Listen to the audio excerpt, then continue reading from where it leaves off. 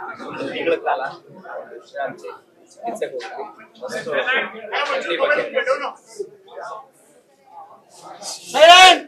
ಆಕ್ಚುಲಾಗಿ ಓಡ್ಬೇಕಾ ಸ್ವಲ್ಪ ಎಮೋಷನಲ್ ಆಗಿತ್ತು ಅಂದ್ರೆ ಇಟ್ ವಾಸ್ ಅಷ್ಟು ಈಸಿ ಆಪರೇಷನ್ ಅಲ್ಲ, ರಿಸ್ಕಿ ಆಪರೇಷನ್.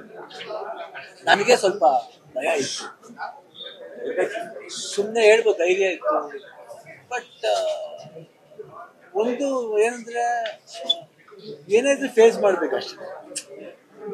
ಒಳ್ಳೇದಾಗುತ್ತೋ ಕೆಟ್ಟದಾಗುತ್ತೋ ಗೊತ್ತಿಲ್ಲ, ಏನೋ ಒಂದು ಧೈರ್ಯವಾಗಿ ಹೋಗ್ಬೇಕು. ಅದು ಮುಂದೆ ಏನಾಗುತ್ತೆ ಪರಿಣಾಮ ಆಮೇಲೆ ನೋಡ್ಬೇಕು. ಆಮೇಲೆ ಮಾಡ್ದೇನೂ ಇರೋಕ್ಕಾಗಲ್ಲ. ಇಲ್ಲ ಮಾಡಲ್ಲ ನಾನು ನೋಡೋಣ, ಅದು ಆ ಥರ ಮಾಡೋಕ್ಕಾಗಲ್ಲ, ಮಾಡಬೇಕು. ಸೊ ಅಂತ ಬಂದಾಗ ಸರಿ ಒಂದು ಲೆವೆಲ್ ಎಲ್ಲ ಸಪೋರ್ಟ್ ಇದೆ. ಫ್ಯಾಮಿಲಿ ಇದಾಗಲಿ, ಇಲ್ಲ ಮನೇಲಿ ಎಲ್ಲರೂ ಮಕ್ಕಳಾಗಲಿ, ದಿಲೀಪ್ ಆಗಲಿ, ಎವ್ರಿಬಡಿ ಸಪೋರ್ಟ್ ಇದ್ದೇ ಇದೆ.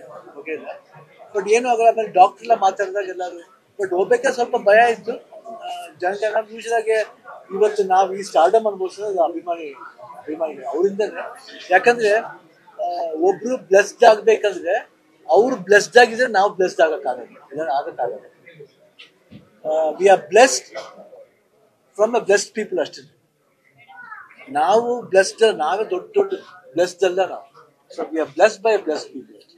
ಅಭಿಮಾನಿಗಳು ಎಲ್ಲರೂ ಅವರು ಆ ಬ್ಲೆಸ್ಸಿಂಗ್ಸ್ ಇರ್ಬೋದು, ಅವ್ರದ್ದೊಂದು ಚೈತನ್ಯ ಇರ್ಬೋದು.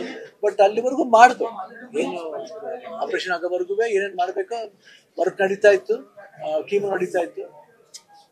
ಆಮೇಲೆ ಡಾಕ್ಟರ್ ಮಾತಾಡಿದ್ರು. ಹೋಗ್ಬೇಕಾದ್ರೆ ಸ್ವಲ್ಪ ಎಮೋಷನಲ್ ಆಗಿತ್ತು, ಭಯ ಇತ್ತು. ಹೋಗ್ಬೇಕಾದ್ರೆ ಇಡೀ ದಿನ ಫ್ಲೈಟ್ ಟ್ರಾವೆಲ್ ಮಾಡಿದ್ರು. ಅಬೌಟ್ 21 hours ಫ್ಲೈಟ್ ಹೋಗ್ಬೇಕಾದ್ರೆ. ಫಸ್ಟ್ ಏರ್ಪೋರ್ಟಿಂದ ಇಳಿದ ಮೇಲೆ ಹಾಸ್ಪಿಟ್ಲ್ ಮುಂದೆ ಹೋಗ್ಬೇಕಾದ್ರೆ ಹಾಸ್ಪಿಟ್ಲ್ ನೋಡಿದ ತಕ್ಷಣ ಗೊತ್ತಿಲ್ಲ ಅದೇನಂತ. ಒಂದು ನನ್ನ ಮುದ್ದೆ ಒಂದು ಕಾನ್ಫಿಡೆನ್ಸ್ ಬಂತು.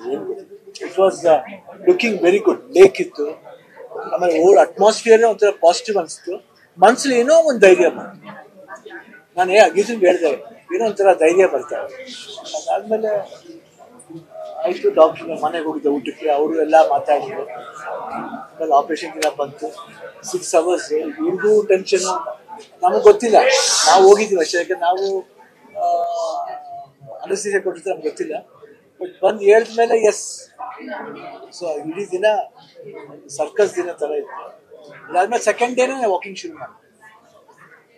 ಅದಾದ್ಮೇಲೆ ಎಲ್ಲಿಂದ ಬಂತ ಪವರ್ ಗೊತ್ತಿಲ್ಲ. I used to walk and ರಿಕವರಿನೂ ತುಂಬ ಅಷ್ಟು ಭಾಳ ಈಸಿಯಾಗಿ I was able to take everything. ಒಂದೊಂದು ಟ್ಯೂಬ್ ಆಗೋಯ್ತು.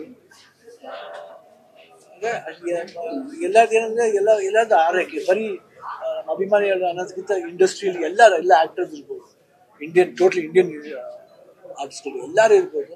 ಅವರೆಲ್ಲ ಕೇರ್ ಮಾಡ್ತಿರೋ ರೀತಿ ಇರ್ಬೋದು.